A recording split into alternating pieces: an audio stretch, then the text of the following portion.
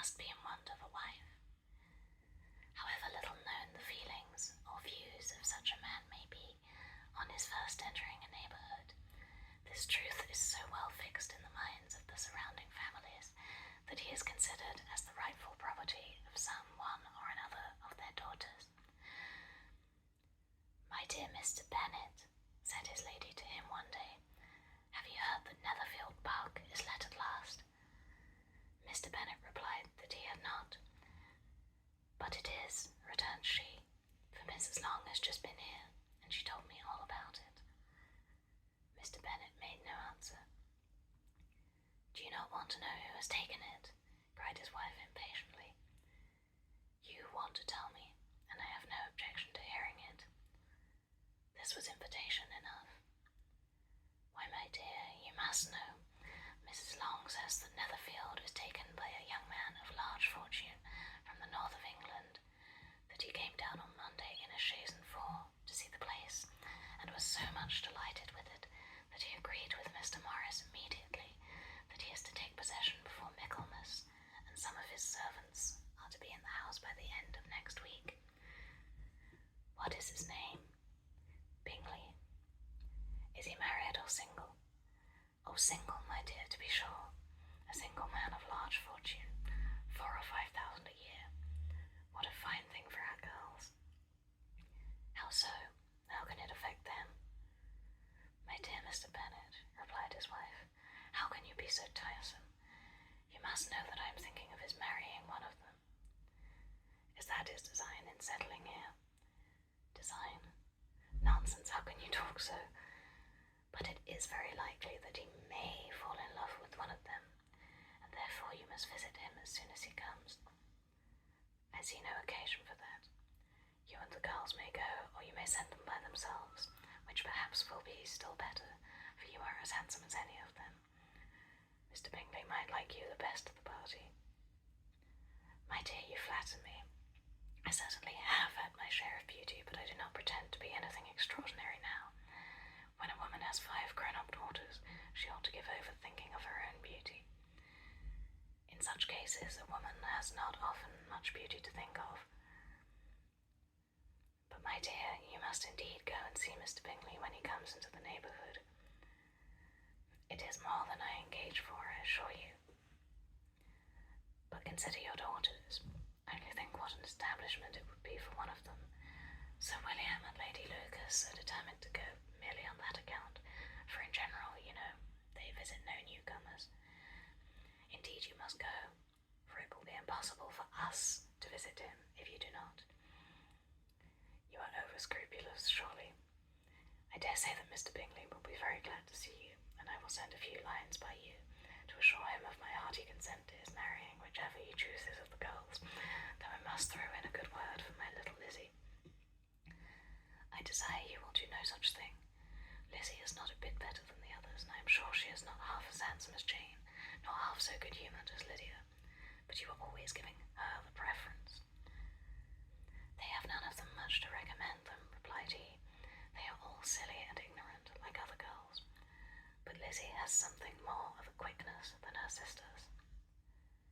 "Mr. Bennet, how can you abuse your own children in such a way? You take delight in vexing me. You have no compassion on my poor nerves." "You mistake me, my dear. I have a high respect for your nerves. They are my old friends. I have heard you mention them with consideration these 20 years at least. Ah, you do not know what I suffer. But I hope you will get over it, and live to see many young men of 4,000 a year come into the neighbourhood. It will be no use to us if 20 such should come, since you will not visit them. Depend upon it, my dear, that when there are 20, I will visit them all." Mr. Bennet was so odd a mixture of quick parts, sarcastic humour, reserve, and caprice, that the experience of 23 years had been insufficient to make his wife understand his character. Her mind was a little less difficult to develop.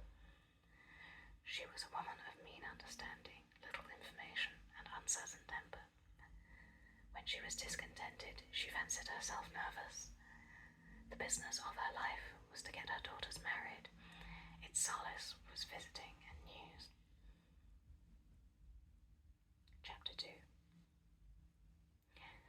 Mr. Bennet was among the earliest of those who waited on Mr. Bingley. He had always intended to visit him, though to the last always assuring his wife that he should not go, until the evening after the visit was paid. She had no knowledge of it. It was then disclosed in the following manner. Observing his second daughter employed in trimming a hat, he suddenly addressed her with, "I hope Mr. Bingley will like it, Lizzie." "We are not in a way to know what Mr. Bingley likes," said her mother resentfully, "since we are not to visit." "But you forget, mamma," said Elizabeth, "that we shall meet him at the assemblies, and that Mrs. Long has promised to introduce him." "I do not believe Mrs. Long will do any such thing. She has 2 nieces of her own. She is a selfish, hypocritical woman, and I have no opinion of her." "Nor have I," said Mr. Bennet, "and I am glad to find that you do not depend on her serving you." Mrs. Bennet deigned not to make any reply, but, unable to contain herself, began scolding one of her daughters. "Don't keep coughing so, Kitty, for heaven's sake. Have little compassion for my nerves, you tear them to pieces."